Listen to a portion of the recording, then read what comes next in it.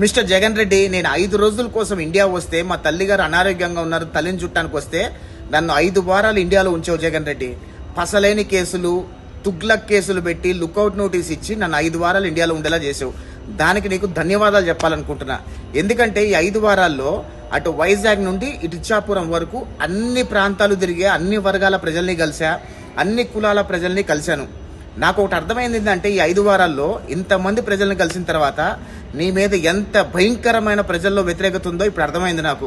నీ ఓటమి ఎంత భయంకరంగా ఉండబోతుందో కూడా నాకు ఫుల్ క్లారిటీ ఉంది. రాష్ట్ర ప్రజలు కూడా క్లారిటీ ఉంది.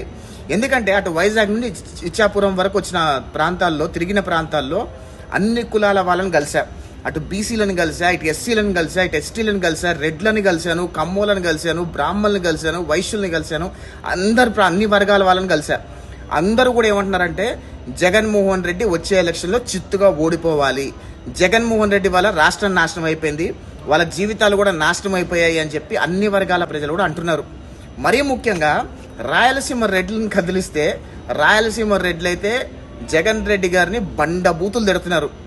అసలు వాళ్ళ గౌరవము, వాళ్ళ సంఘాల్లో, రెడ్డి సంఘాలలో వాళ్ళకి గౌరవం లేకుండా పోతుందంట నీ చేసే పరిపాలన వల్ల, నువ్వు చేస్తున్న వికృత విన్యాసాల వల్ల. ఖచ్చితంగా 2024 ఎలక్షన్లో జగన్ రెడ్డి ఓటమి ఎంత భయంకరంగా ఉండబోతుందో ఆంధ్రప్రదేశ్ రాష్ట్ర ప్రజలందరికీ ఒక ఫుల్ క్లారిటీ వచ్చింది.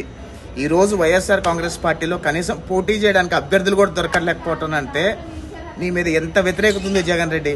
151 సీట్లు వచ్చిన ఒక ముఖ్యమంత్రి ఎంత అద్భుతంగా పరిపాలించాలి. కానీ ప్రజల్ని ఇబ్బంది పెట్టి, వాళ్ళని వేధించి, వెంటాడి ఈరోజు రాష్ట్రాన్ని కుక్కలు చింపిన విస్తరాకు చేసావని చెప్పి రాష్ట్ర ప్రజలందరూ భావించారు.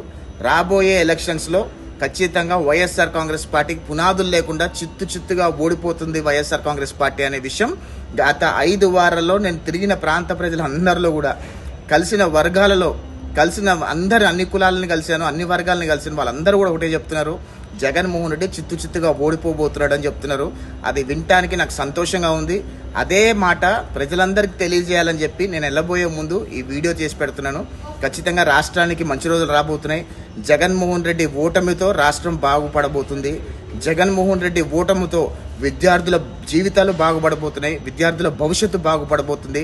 జగన్మోహన్ రెడ్డి ఎంత చిత్తుగా ఓడిపోతే అంత అద్భుతంగా రాష్ట్రం అభివృద్ధి చెందుతున్న విషయం దయచేసి ఆంధ్రప్రదేశ్ రాష్ట్ర ప్రజలను గమనించండి.